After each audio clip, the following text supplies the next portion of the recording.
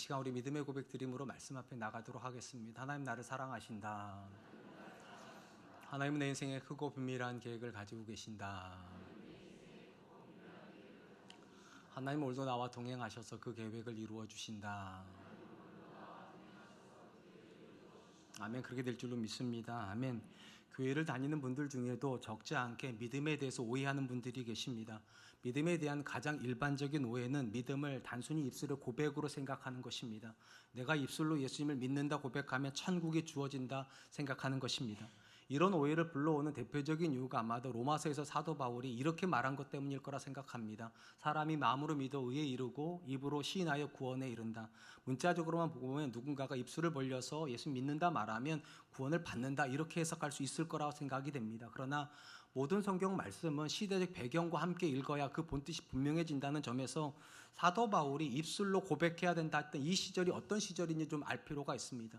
사도 바울이 입술로 믿음을 고백한다고 말하던 그 시절은 핍박이 시작되던 시절입니다. 그러니까 누군가가 공공장소에서 내가 예수 믿는다고 말하는 것은 핍박을 가정하고 하는 거예요. 당연히 이런 믿음은 가벼운 믿음일 수가 없습니다. 단순히 입술로만 예수 믿는다가 말하는 것이 아니라 그 내가 한 고백 때문에 십자가에 죽을 수도 있고 감옥에 갇힐 수도 있으며 모든 직장 생활과 사회 생활이 멈출 수도 있다는 각오를 가지고 하는 고백이기 때문에 이 고백 자체가 무거운 고백일 수밖에 없습니다. 그런 점에서 성경이 말하는 믿음의 고백은 고난을 감수하면서 하는 것입니다. 예수 믿는 것 때문에 기꺼이 박해도 받을 수 있고 핍박도 받을 수 있고 심지어 손해도 볼 수 있다라고 하는 각오가 한 상태에서 내가 예수 믿습니다 이렇게 고백하는 거라는 것입니다. 오늘날 우리가 살고 있는 사회에서 기독교가 점점 맛을 잃은 소금처럼 그렇게 변해가고 있는 가장 중요한 이유가 무엇입니까? 믿음을 너무 가볍게 생각하기 때문입니다. 굉장히 많은 성도님들이 믿음을 종교적 행위라고 생각을 합니다. 주일이 되면 교회 와서 예배드리고 그리고 필요가 생기면 기도하여서 하나님께 응답받는 것, 이런 식으로만 신앙을 생각을 하는 것입니다. 그러나 오히려 성경이 말하는 믿음의 가장 큰 본질은 예수님을 주인으로 삼는 행위이기 때문에 나를 쳐서 복종시키는 고백이 있어야 되고, 또한 내가 내 삶을 하나님께 드렸기 때문에 내 인생에 고난이 닥치더라도 하나님 뜻을 이루기 위해서 순교하는 마음으로 손해를 감수하는 것까지가 가야 그것이 신앙입니다. 오늘 우리는 팔복의 여덟 번째 복, 마무리하는 복을 살펴볼 때는 놀랍게도 마무리하는 복이 축복이 아닙니다. 우리한테 각오를 요구해요. 신앙 안에 핍박이 각오가 되어야 된다는 겁니다. 신앙 안에 박해가 각오가 되어야 된다는 것입니다. 오늘 본문 말씀 10절에서 예수님이 이렇게 말씀하십니다. 의를 위하여 박해를 받는 자는 복이 있나니 천국이 그들의 것임이라. 예수님은 이미 의에 줄이고 목마른 자가 복이 있다라고 말씀하셨는데, 오늘 본문에서는 이 의를 위해서 박해를 받는 상태에 대해서 이야기를 하십니다. 제가 이 의를 위하여 목마르고 배고픈 자가 어떤 상태인가를 말을 할 때 이 의라고 하는 단어를 이렇게 정의를 했습니다. 의는 우리가 어떤 옳은 일을 하는 개념보다는 하나님의 다스림을 받고 하나님과 건강한 관계 속에 있는 상태가 의라고 말씀을 드렸습니다. 성도는 이 땅에 발을 딛고 살고 있지만 성도의 신분은 하나님께 있습니다. 당연히 이 땅을 살면서도 누구의 다스림을 갈망해야 되는가? 하나님의 다스림을 갈망해야 된다는 것입니다. 그리고 누군가가 이 땅에서 세상의 다스림이 아니라 하나님의 다스림을 갈망하여 하나님을 기쁘시게 하는 삶을 살게 되면 놀랍게도 세상에서 환영을 받는 것이 아니라 오히려 박해를 받고 핍박 안으로 들어가게 된다는 겁니다. 그런데 예수님께서 뭐라고 말씀하시는가? 이런 상태를 기뻐해야 된다라고 말씀하신다는 것입니다. 왜냐하면 이것이 성도에게 복이 되기 때문입니다. 창세기로부터 세상은 하나님이 없는 삶을 지향을 했기 때문에 늘 하나님을 대적했습니다. 당연히 하나님을 대적하는 세상이 가장 미워하는 대상은 어떤 대상입니까? 하나님의 다스림을 삶의 현장으로 가져오려고 하는 사람입니다. 그 사람만 없으면 하나님의 다스림이 보여지지 않을 텐데, 누군가가 끊임없이 하나님의 다스림을 자기 삶으로 가져오려고 하고, 그것 때문에 세상 사람들이 하나님을 보는 것을 세상은 싫어한다는 것입니다. 하나님께서 성자 예수님을 세상에 보내셨을 때 왜 세상이 예수님을 미워하였습니까? 예수님이 잘못된 삶, 비도덕적인 삶을 살았기 때문이 아닙니다. 오히려 예수님의 삶이 구체적으로 하나님의 다스림을 우리 삶 가운데 가져오셨기 때문입니다. 그러니까 세상이 하나님을 보는 것이 싫어했기 때문에 세상이 예수님을 죽였던 것입니다. 마찬가지로 지금도 내 삶을 통해서 하나님의 다스림을 세상 가운데 보여주고 내 자녀에게 보여주고 내 주변 사람들에게 보여주려고 하는 사람들을 세상은 싫어합니다. 그리고 그들을 핍박한다라고 그렇게 말을 하는 것입니다. 여기서 우리가 먼저 주목하려고 하는 것은 성도가 하나님의 다스림을 받고 살다가 박해를 받는 것이 왜 내게 복이 되냐는 거예요. 그런 삶이 하나님께 복이 되는 건 이해가 되는데 왜 그런 삶이 내게도 복이 되냐는 것입니다. 이 부분에 대해서는 예수님께서 하셨던 말씀을 조금 참고할 필요가 있다 생각합니다. 요한복음 15장 19절입니다. 너희가 세상에 속하여 있으면 세상이 자기의 것을 사랑할 것이나 너희는 세상에 속한 자가 아니요 도리어 내가 너희를 세상에서 택하였기 때문에 세상이 너희를 미워하느니라. 예수님은 세상이 우리가 세상에 속하 있으면 미워하지 않는답니다. 근데 우리가 세상에 속하 있지 않기 때문에 미워한다. 이 말은 이런 거예요. 당연히 누군가가 이 땅에서 하나님의 소유로 살아서 하나님의 다스림을 받으면 그 사람은 세상에 있는 사람이 아니고 그리스도의 사람이기 때문에 세상은 미워한다. 이걸 뒤집어 놓고 보면 우리가 세상으로부터 미움을 받을 때 확인할 수 있는 게 하나가 있다는 거예요. 나는 세상에 속하지 않았구나. 그래서 복이 된다는 거예요. 내가 세상에 속하여 있으면 전혀 복되지 않을 텐데 내가 핍박을 당하면서 박해를 당하면서 확인하게 된다는 거예요. 나는 하나님께 속하여 있구나. 신앙의 여정에서 성도에게 늘 딜레마가 있다면 우리가 생각하는 신앙과 성경이 말하는 신앙의 차이가 있다는 것입니다. 만약에 우리가 생각하는 신앙과 성경의 신앙이 같다면 믿음 생활은 굉장히 쉬울 거예요. 내가 생각하는 대로 신앙생활하면 되니까. 근데 안타깝게도 대부분의 믿음에 대한 우리 생각과 성경의 믿음에 대한 생각은 다릅니다. 일반적으로 우리가 생각하는 신앙의 여정은 종교적 개념이 굉장히 많이 들어가 있습니다. 일반 종교에서 신앙의 여정은 어떤 것입니까? 내가 신을 믿어서 내가 하는 일이 잘 되는 겁니다. 지극히 인본주의입니다. 내가 신을 믿어 내가 하는 일이 잘 되는 것이기 때문에 상대적으로 성경이 말하는 신앙의 여정은 무엇입니까? 내가 하나님 믿어 누가 잘 되는 겁니까? 하나님이 잘 되는 겁니다. 그것을 우리는 영광을 하나님께 돌린다 그렇게 말하는 것입니다. 그러니까 신앙은 본질적으로 내가 목적이 아닙니다. 하나님이 목적이에요. 그리고 하나님이 목적이기 때문에 때로는 끼어들게 되는 것이 무엇인가? 나의 손해가 끼어듭니다. 내가 목적인 종교에서는요 내 손해가 존재할 수 없습니다. 내가 목적인 종교에서는 핍박이 존재할 수가 없어요. 하나님이 목적인 신앙 안에서만 그럼에도 불구하고 고난받을 수 있는 것이고 그럼에도 불구하고 손해를 볼 수 있는 거 왜냐? 그래야 하나님 영광 받으시기 때문입니다. 한번 생각해 보세요. 우리가 예수님 믿으면 어떤 일이 벌어집니까? 이론적으로는요 죄와 타협할 수 없습니다. 예수 믿으면 죄와 타협할 수 없어요. 그리고 세상은 죄와 타협하지 않는 사람을 싫어합니다. 왜 싫어할까요? 내가 죄와 타협하지 않으면 죄와 타협하는 사람들의 죄가 드러나기 때문이에요. 그래서 세상은 죄와 타협하지 않는 사람들을 싫어합니다. 더더군다나 우리가 예수를 믿으면 아는 게 하나가 있어요. 나를 주장할 수 없다는 사실을요. 한번 생각해 보세요. 집에서 부부싸움을 해요. 남편은 교회를 안 다니고 아내는 교회를 다녀요. 근데 이 아내가 남편이랑 똑같이 싸워요. 그럼 남편이 뭐라고 말할까요? 교회에서 그렇게 가르쳤어? 그러니까 세상 사람이 이렇게 생각하는 세상 사람들 똑같아요. 손해보는 사람이 예수 믿는 사람이에요. 그리고 우리도 그걸 다 알아요. 내가 손해봐야 내가 하는 소리, 내가 할 수 있는 소리 다 안 하고 내가 주장할 수 있는 거 다 안 해야 내 남편이, 내 배우자가, 내 자녀가 하나님 만날 수 있다는 거. 그러니까 어찌 보면 예수님 믿는다는 것은 고난을 자처하는 거예요. 남들이라면 그렇게 안 할 터인데 내가 예수님 믿기 때문에 스스로 고난 가운데 들어가는 것입니다. 창세기 13장에 보면 아브라함과 조카 롯의 갈등이 나와요. 정확히 말하면 아브라함의 목자들과 조카 롯의 목자들이 갈등을 빚습니다. 이유는 간단해요. 두 집안이 다 부욕해 되었기 때문이에요. 하나님께서 아브라함에게도 복을 주시고 조카 롯에게도 복을 주었는데 가축이 많아지면서 부족한 목초지 때문에 싸우게 됩니다. 성경이 이렇게 기록을 합니다. 창세기 13장 6절로 7절입니다. 그 땅이 그들이 동거하기에 넉넉하지 못하였으니 이는 그들의 소유가 많아서 동거할 수 없었음이니라. 그러므로 아브라함의 가축의 목자와 롯의 가축의 목자가 서로 다투고 또 가나안 사람과 브리스 사람도 그 땅에 거주하였는지라. 아브라함과 조카 롯이 살았던 땅은 가나안 땅입니다. 우리 말이랑 굉장히 비슷해요. 가나안 땅은 가난한 땅입니다. 외우기도 참 쉽죠. 뭐가 가난한가? 그 땅은 대부분의 지역이 거의 60% 이상이 광야 지역입니다. 광야는 먼지가 나는 지역이고 모래가 있는 지역이다 보니까 풀이 많지가 않습니까? 대부분의 지역은 풀이 없어요. 그러니까 가난한 사람들이 살기에는 풀이 없어도 괜찮은데 부유한 사람이 살면 늘 문제가 벌어집니다. 목자들이 풀을 많이 구할 수가 없기 때문이에요. 근데 아브라함과 조카 롯이 가난할 때는 아무 문제가 없었는데 두 사람에게 하나님이 복을 주시면서 양떼가 많아지고 소떼가 많아지니까 갈등이 생기는 거예요. 풀이 부족하니까. 더 큰 문제가 무엇인가? 여기 보니까 두 목자들이 싸우면서 중간에다 뭐라고 기록했는가? 또 가나안 사람과 브리스 사람도 그 땅에 거주하였는지라.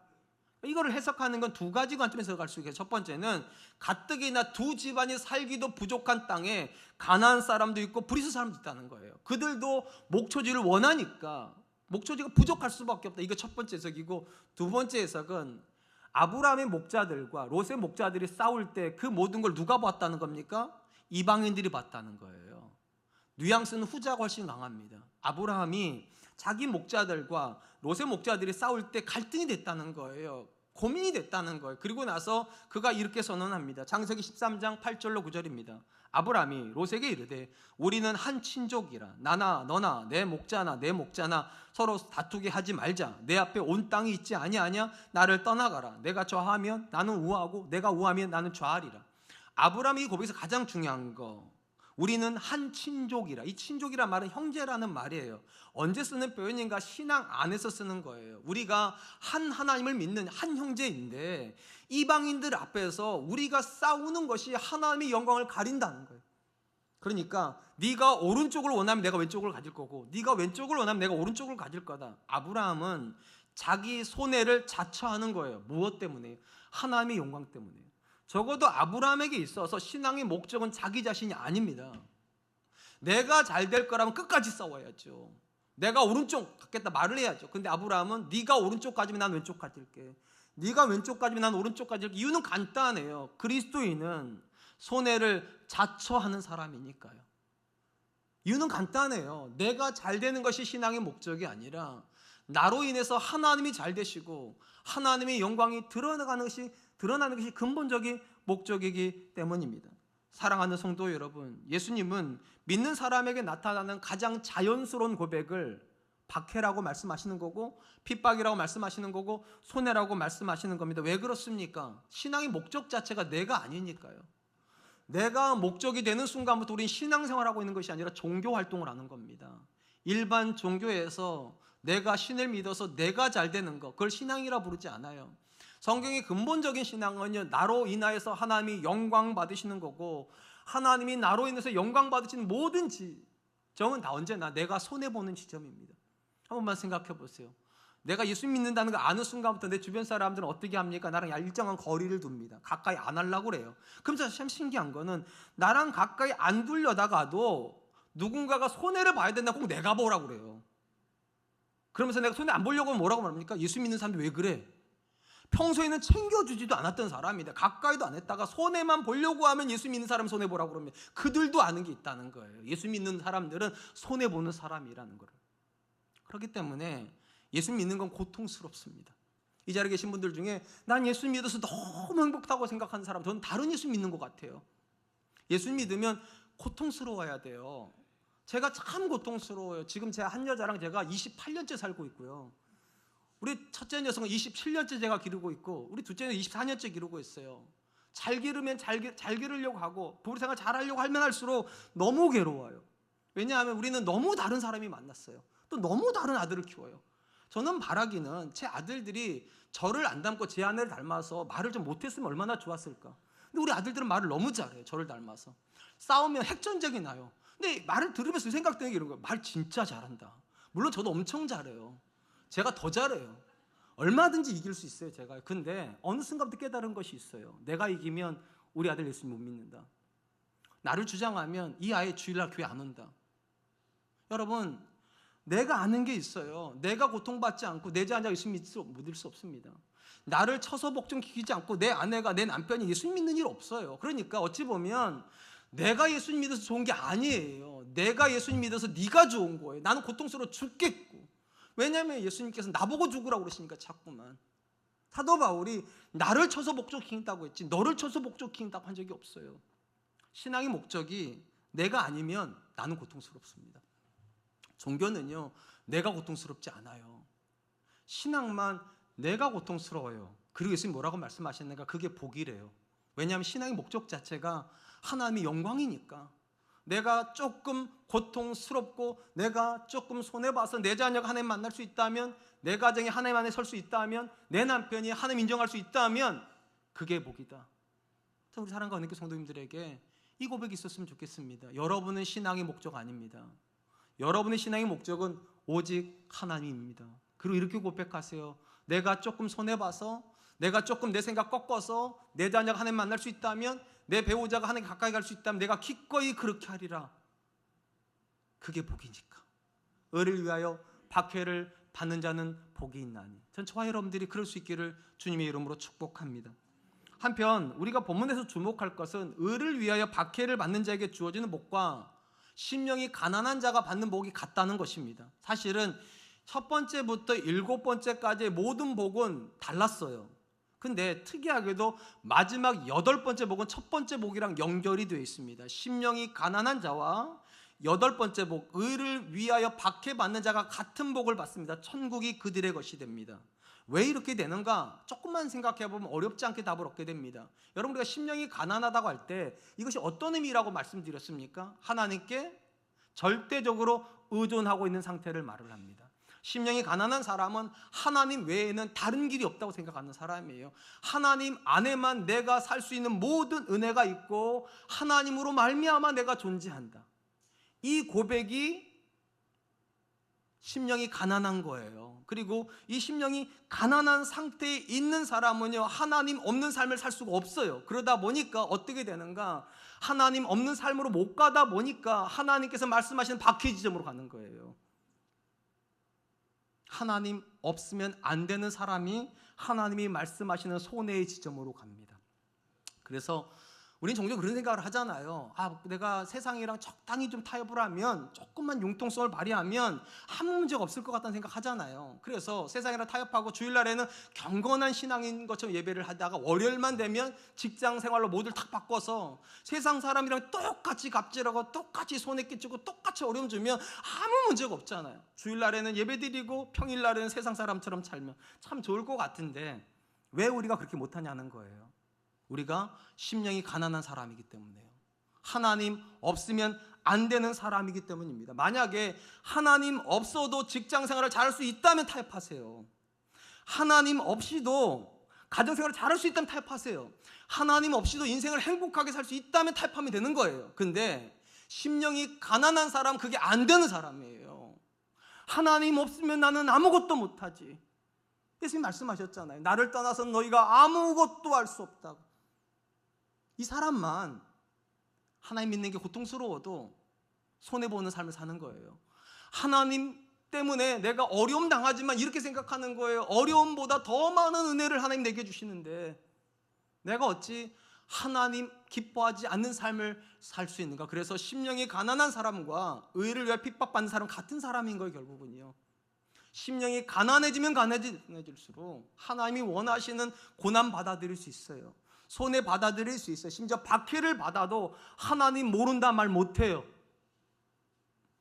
초대교회 교부 중에 폴리갑이라고 하는 교부가 있습니다. 사도 요한이 제자로 삼은 사람입니다. 그리고 이 폴리갑이 사도 요한으로부터 서머나 교회를 목회 위임을 받아서 감독이 되었습니다. 서머나 교회는 요한계시록에 7개 교회가 나온 교회 중에 칭찬받은 교회 중에 하나입니다. 우리가 잘하는 칭찬을 받았어요. 내가 죽도록 충성하라. 그리하면 내가 생명의 면류관을 내게 주리라. 거기를 감독했던 사람이 폴리갑입니다. 폴리갑의 노년에 교회에 핍박이 왔습니다. 마르쿠스 아우넬리우스 황제가 황제 숭배를 하지 않는다는 이유와 이방의 신들을 섬기지 않는다는 이유로 성도들을 잡아 죽이기 시작했습니다. 그러면서 그들의 유일한 관심은 무엇인가? 교회 리더십을 무너뜨리는 거예요. 감독들을 잡아서 처형을 하면 신에 꺾일 거라 생각했기 때문입니다. 서버나 지역에도 핍박은 찾아왔습니다. 그리고 성도들이 어떻게 했는가? 폴리갑이 이제 교회 수장이니까 은신처에도 숨겨두었습니다. 당신만은 죽으면 안 된다고. 이렇게 해서 폴리갑은 은신처에 숨어 있었지만 멀지 않아서, 시간이 오래 걸리지 않아서 폴리갑의 은신처가 발각이 됩니다. 그리고 재판정에 서게 되었습니다. 드디어 이제 폴리갑이 총독 앞에서 재판을 받는데 총독이 이렇게 말을 합니다. 당신의 가족을 생각하고 당신의 고령의 나이를 생각해서 예수님 모른다고 하십시오. 이방의 신을 섬기겠다고 하십시오. 그러면 사해 주겠습니다. 그랬더니 폴리갑이 우리가 잘 아는 이런 고백을 하게 됩니다. 내가 86년 동안 예수님을 섬겼으나 예수님은 한 번도 나를 저버리신 적이 없다. 어떻게 나를 구원하신 나의 왕을 저주할 수 있는가? 이런 모습을 보고 총독이 다시 한번 얘기를 합니다. 이번에 내가 다시 한번 기회를 주는데 예수님을 부정하고 황제를 숭배하며 심지어 이방의 신들을 섬기겠다고 하지 않으면 내가 화형에 처하겠다고, 활활 타는 그 제단에다가 당신을 세우겠다고. 그랬더니 그가 이렇게 기도하고 화형장으로 들어갑니다. 전능하신 주 하나님, 내가 이러한 영광을 받을 수 있도록 허락해 주셔서 감사합니다. 다른 순교자들과 함께 그리스도의 자녀 참여할 수 있게 하여 주셔서 감사합니다. 당신을 찬양하며 영광을 돌리나이다. 아멘. 폴리갑의 순교에서 우리가 받는 도전이 하나가 있어요. 폴리갑이 대단한 사람이라서 순교자가 된 건 아니라는 거예요. 폴리갑의 고백은 이런 것입니다. 86년 동안 하나님이 나에게 은혜 안 주신 적 없다는 거예요. 그러니까 쉽게 말하면 폴리갑의 86년의 생애에서 하나님이 없는 시간을 상상할 수가 없다는 거예요. 86년을 하나님과 함께 살았는데 기껏 몇 년 더 살겠다고 하나님 없는 삶으로 못 들어간다는 거예요. 폴리갑에게 있어서 하나님은 절대적이세요. 그러니까 심령이 가난하다는 건 오늘도 내가 하나님의 은혜가 없으면 못 사는 삶을 사는 거예요. 그러니까 심령이 가난한 사람은 은혜 충만한 사람인 거예요. 내 삶을 생각할 때 하나님 빼고 설명할 수 있는 게 아무것도 없다.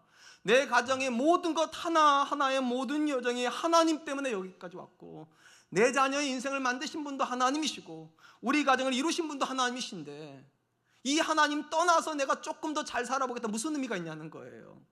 아무런 의미가 없다.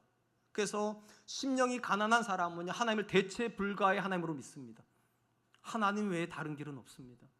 하나님 외에 다른 행복은 없습니다. 하나님 외에 다른 만족은 없습니다. 몇 번을 더 하면 아멘 하실래요? 폴리갑의 순교가 그걸 얘기하는 거예요. 대단한 사람이라가 아니라 그가 심령이 가난한 사람이었기 때문에, 하나님 없으면 안 되는 사람이었기 때문에 하나님이 없는 죄 가운데로 못 들어간다. 핍박이 있어도 기꺼이 하나님과 함께 들어간다. 기독교 신앙의 가장 핵심 중 핵심이 무엇입니까? 유일신 신앙입니다. 오직 기독교만 한 분 하나님을 믿습니다. 이게 참 의미가 있는 게 이 땅에요, 무신론자들만 있지 않아요. 무신론자들 하나님 없다고 말하고 신도 없다고 말하니까 무신론자 우리 생각 바깥에 있는 사람들이고, 이 땅에 무신론자보다 훨씬 많은 사람들이 유신론자들입니다. 신의 존재를 믿어요. 근데 기독교인들과 다른 고백을 합니다. 기독교인들은 이 땅에 신이라 불리는 분들이 아무리 많아도 신은 오직 한 분 하나님이시다, 이렇게 믿는 사람들이고, 대부분의 유신론자들은 뭐라고 말합니까? 신은 많이 있다는 거예요. 그러니까 종교도 많고 어떤 신을 믿어도 된다. 그리고 그들은 이렇게 설명하죠. 산이 하나 있고 정상이 하나이지만 하나의 산에 정상이 하나일지라도 길이 하나인 건 아니라는 거예요. 산으로 오를 수 있는 동서남북에 많은 길이 존재한다. 그러니까 구원을 받기 위해서 굳이 한 신만 믿을 필요는 없다. 그러니까 유신론자들에게 대부분에 있어서 그들이 믿는 신은 절대적인 신 아닙니다. 상대적인 신입니다. 필요에 따라서 얼마든지 바깥할 수 있어요. 어릴 때는 엄마 따라서 절에 다녔는데 나이가 좀 드니까 절이 조금 영빨이 안 되는 것 같아요. 그래서 청소년쯤 돼가지고 갑자기 천주교 가는 거예요. 천주교 가가지고 미사를 드리다 보니까 이게 뭔가 조금 이게 종교성은 있긴 한데 열정은 떨어진 것 같아가지고 청년 때 교회로 오는 거예요. 교회로 왔는데 너무도 시끄러워. 이렇게 막 목사 막 하는 거예요. 안 되겠다 싶어가지고 이제 산으로 들어가가지고 도인 뭐 이런 식인 거예요. 그들이 생각할 때 이런 거예요. 신은 여러 존재가 있고 얼마든지 내가 나의 필요에 따라서 바꿀 수 있다. 대체 가능하다는 거예요. 유신론자들이 생각하는 신과는 대체 가능합니다. 근데 성경이 말하는 신과는 대체 불가입니다. 하나님 같은 분은 없습니다. 하나님 빼고 가정이 될 수 있습니까? 하나님 빼고 부부관계가 될 수 있습니까? 하나님 빼고 자녀하고 좋은 관계 맺을 수 있습니까? 하나님 빼고 내가 내 인생에 만족할 수 있습니까? 적어도 성경이 말하는 건 뭡니까? 안 된다는 거예요. 하나님 같은 분은 없으니까. 이 고백을 한 사람이 있어요. 여호수아가 모든 정복 전쟁을 마치고 12지파 앞에서 삶의 마지막 순간에 이렇게 고백을 합니다. 여호수아서 24장 14절로 15절. 그러므로 이제는 여호와를 경외하며 온전함과 진실함으로 그를 섬기라. 너희 조상들이 강 저쪽과 애굽에서 섬기던 신들을 치워버리고 여호와만 섬기라. 만일 여호와를 섬기는 것이 너희에게 좋지 않게 보이거든 너희 조상들이 강 저쪽에 섬기던 신들이든지 또는 너희가 거주하는 땅에 있는 아모리 족속의 신들이든지 너희가 섬길 자를 오늘 택하라. 오직 나와 내 집은 여호와를 섬기겠노라 하니. 여호수아가 지나온 모든 세월을 돌아보면서 그들이 경험했던 신들을 열거하는 거예요. 그리고 가나안 땅에서 그들이 접하게 될 많은 신들을 여호수아가 알아요. 근데 뭐라고 말을 하는가? 너희들이 오늘날 신을 선택하라고, 많은 신들 중에 한 신을 선택할 건지 아니면 하나님만 섬길 건지, 그리고 나와 내 집은 오직 하나님만 섬기겠다. 여호수아에게 있어서 하나님은 대체 가능하지 않습니다. 하나님 같은 분은 없습니다. 우리에게 진짜 문제가 무엇입니까? 하나님 바깥에서 자꾸만 행복할 수 있다고 착각하는 거예요. 하나님 밖에서 자꾸만 자녀 잘 키울 수 있다고 생각하는 거예요. 하나님 밖에서 자꾸만 성공할 수 있다고 생각하니까 의를 위하여 박해받는 걸 신앙으로 생각 못하는 거죠. 그런 거 싫어하는 거고요. 근본적으로 심령이 가난한 사람만 의를 위해서 박해받을 수 있습니다. 그리고 심령이 가난한 사람 어떤 사람입니까? 오늘도 하나님의 은혜에 감격할 줄 아는 사람이에요. 하나님 없으면 내가 어떻게 여기까지 왔겠습니까? 내 인생에 하나님의 은혜가 있어서 지금 내 배우자로 살고 있는 거고, 하나님의 은혜가 있어서 내가 오늘도 하나님 앞에 예배할 수 있죠. 이 감격이 우리로 하여금 기꺼이 박해도 감당하게 하는 것입니다. 사랑하는 성도 여러분, 우리가 사는 사회는 다양성을 존중하는 사회입니다. 기독교가 사회에서 가장 많이 도전받는 부분이 바로 이런 거예요. 다양성을 존중하라는 거예요. 이 땅에 기독교에 하나님만 있는 것이 아니라 부처님도 있고 알라도 있고 많은데 왜 너희만 한 분 하나님이라고 말을 하냐? 그러지 말으라는 거예요. 많은 신들, 다른 모든 종교들이 서로를 인정하는 것처럼 기독교 너희도 인정하라고, 진리의 다양성을 인정하라고. 어떻게 생각하세요? 만약에 이 땅에 하나님만 계시는 것이 아니라 여러 신들이 있다면 받아들이세요. 심지어 태초에 하나님이 남자와 여자를 창조하셔서 이 땅에 두 가지 성밖에 없다고 우리는 믿지만, 만약에 다양성을 인정하셔가지고 뭐 세 번째, 네 번째, 다섯 번째 성도 있다고 한다면 동성애도 받아들이세요. 기독교가 왜 못 받아들인 줄 아세요? 하나님은 한 분이시고 그 하나님의 말씀만 진리며 그 말씀을 우리한테 말하는 거예요. 하나님이 남자와 여자로 창조하셨다고. 그 이상 그 이하도 없어요. 그리고 이 진리가 망가지려고 할 때 그리스도인들은 박해를 두려워하지 않아야 된다는 거예요. 오직 하나님만 내 인생에 계시면 되니까. 한번 여쭤보고 싶습니다. 여러분들에게 있어서 하나님은 절대적이십니까? 전 절대적이었으면 좋겠습니다. 하나님 없는 우리 가정 없습니다. 아멘이시죠? 하나님 없는 내 인생 없습니다. 아멘이시죠? 하나님 없는 교회 없습니다. 아멘이시죠? 그러면 여러분, 오늘도 하나님 때문에 당하는 고난을 외면하지 마세요. 하나님 때문에 당하는 손해를 도망치지 마세요. 오히려 하나님 때문에 고난을 당하는 겁니다. 그럴 수 있기를 주님의 이름으로 축복합니다. 마지막으로 우리가 주목할 것은 예수님께서 의를 위하여 박해를 받을 때 기뻐하고 즐거워하라고 말씀하셨다는 사실입니다. 11절에 12절입니다. 나로 말미암아 너희를 욕하고 박해하고 거짓으로 너희를 거슬러 모든 악한 말을 할 때에는 너희에게 복이 있나니 기뻐하고 즐거워하라. 하늘에서 너희의 상이 큼이라. 너희 전에 있던 선지자들도 이같이 박해하였느니라. 예수님께서 박해를 받을 때 기뻐하고 즐거워야 되는 이유를 뭐라고 말씀하시는가? 하늘에서 너희 상이 크기 때문이다. 신학자들마다 하늘에서 받게 되는 상이 무엇인가에 대해서 이런저런 이야기가 있는데, 가장 본질적으로 성도가 받게 되는 가장 큰 상은 천국을 받는 겁니다. 이거보다 큰 상은 없죠. 왜냐하면 마지막 때가 되면 두 갈래의 길이 있다고 그러잖아요. 지옥으로 가는 길과 천국으로 가는 길. 여기서 지옥으로 가게 되면 아무리 많은 걸 가져가도 복이 아니에요. 아무것도 못 가져가도 천국으로 가면 다 가져가는 거예요. 왜냐? 천국이 유일한 보상이니까. 그러니까 누군가가 하나님의 이름으로 말미암아, 예수님의 이름으로 말미암아 박해를 받고 손해를 보고 고난을 당하면 왜 기뻐해야 되는가? 그런 사람에게 천국이 주어지기 때문입니다. 실질적으로 사도행전을 보면 하나님의 이름 때문에, 예수님의 이름 때문에 박해를 받을 때 사도들이 기뻐하고 즐거워했다는 기록이 나옵니다. 유대 종교 지도자들에게 사도들이 잡힙니다. 그리고 매질을 당합니다. 그리고 어떤 협박을 받는가? 다시는 예수의 이름으로 증거하지 않겠다고 맹세하게 하고, 근데 제자들이 맹세 안 해요. 더 때려요. 그리고 내보냅니다. 그 매를 맞고 나오면서 사도들이 뭐라고 고백을 하는가? 제가 세 번역으로 읽어드릴게요. 사도행전 5장 41절입니다. 사도들은 예수의 이름 때문에 모욕을 당할 수 있는 자격을 얻게 된 것을 기뻐하면서 공의회에서 물러나왔다. 제가 이걸 왜 세 번역을 읽어드렸는가? 여기 굉장히 독특한 표현이 나오기 때문이에요. 사도들은 예수의 이름 때문에 모욕을 당할 수 있는 자격. 그러니까 이 말이 이런 거예요. 사도들은요, 아무나 예수님의 이름으로 모욕당하는 것도 아니고 아무나 예수님의 이름으로 고난당하는 것도 아니고 아무나 핍박받는 게 아니라는 거, 자격이 있는 사람만 핍박을 받는 거라고. 그리고 제자들은 그런 자격이 자기들을 부여받았기 때문에 매를 맞을 때 즐거워했다는 거예요. 나한테 그런 자격이 있구나. 내가 예수님 때문에 고난받을 수 있는 자격이 있구나. 예수님 때문에 성공한다고 말하는 사람들 많아요, 여러분. 근데 예수님 때문에 고난받을 수 있다고 말하는 사람은 많지 않은데, 사실 성경이 말하는 예수님 믿는 사람들의 자격은 성공할 자격이 아닙니다. 고난받을 자격이에요. 굉장히 많은 분들이, 특별히 여자분들이 이런 얘기를 해요. 목사님, 내가 왜 우리 남편이랑 사는지 모르겠어요. 나는 정말 행복한 결혼을 꿈꾸고 정말 하나님께서 나를 사랑하셔서 좋은 남편 주셨다 생각했는데 어느 날 살아보니까 너무 안 맞아요. 너무 괴로워요.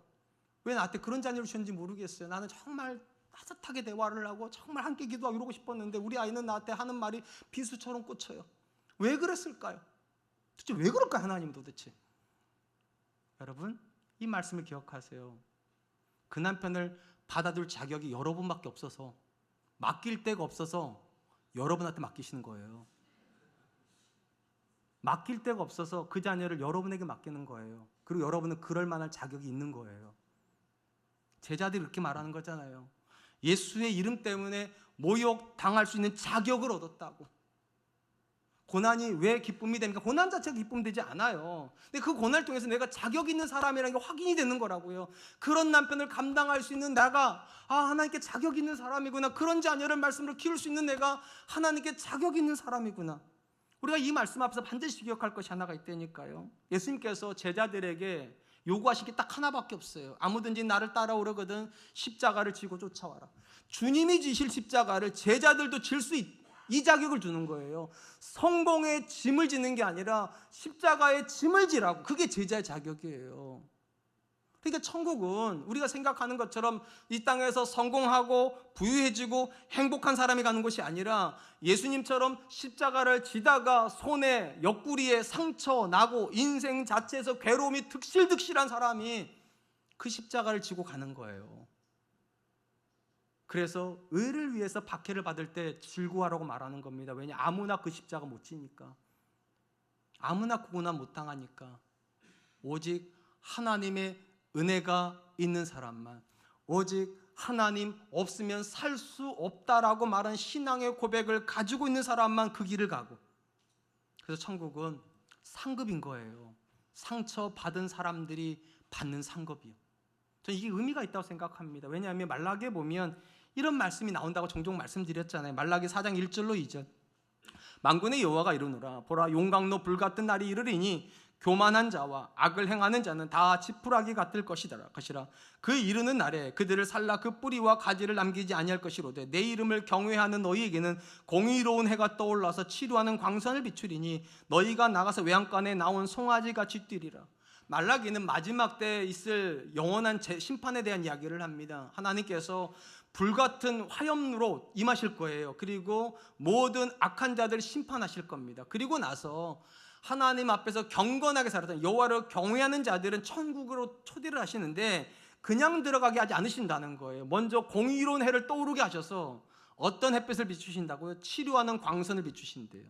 여기서 중요한 표현이 왜 치료하시냐는 거예요. 왜 하나님께서 천국을 그냥 열고 들어가게 않으시고 왜 치료하시냐는 거예요. 천국 들어가는 사람들은 상처받은 사람이니까.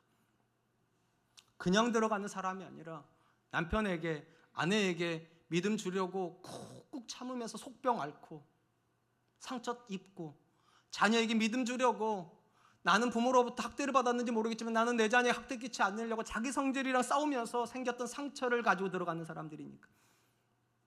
사도 바울이 그런 얘기를 했어요. 내 몸에 예수의 흔적이 있다. 정확히 표현하면 예수의 상처입니다. 헬라어로는 스티그마예요. 왜 상처가 생깁니까? 예수 믿는 게 십자가를 지는 여정이니까요. 어쩌면 천국 들어갈 때 이러고 들어가실지도 모르겠어요. 이렇게 상처 다 보이죠. 죄송해요. 여기 상처가 있고 여기 상처가 있고 여기 상처가 있고. 하나님, 내가 정말 그런 남편이라 사니라고 너무 힘들었습니다. 내가 그런 자녀라 사니라고 너무 힘들었습니다. 내가 그런 목사님 섬기느라고 너무 힘들었습니다. 그래서 이렇게 말씀하실 거예요. 내가 한다. 내가 한다. 네가 예수 믿기 때문에 얼마나 오랜 시간을 견뎠는지, 얼마나 많은 아픔을 참아줬는지, 얼마나 많은 시간 관용했는지 내가 안다. 내가 너를 고쳐준다. 상처받지 않고 가는 천국은 없습니다. 근데 너무 많은 성도님들이 상처 없는 신앙생활을 합니다. 다 싸울 거 다 싸우고, 할 말 다 하고, 주장할 거 다 하고, 그러다 보니까 여러분 그거 아세요? 예수 믿는 사람이나 안 믿는 사람이나 이혼하는 퍼센트는 거의 차이가 없습니다. 똑같이 이혼합니다. 그럴 거면서 왜 예수 믿습니까? 똑같이 싸웁니다. 그럴 거면서 왜 예수 믿습니까? 똑같이 자녀 탓합니다. 그럴 거면서 뭐하러 예수 믿습니까?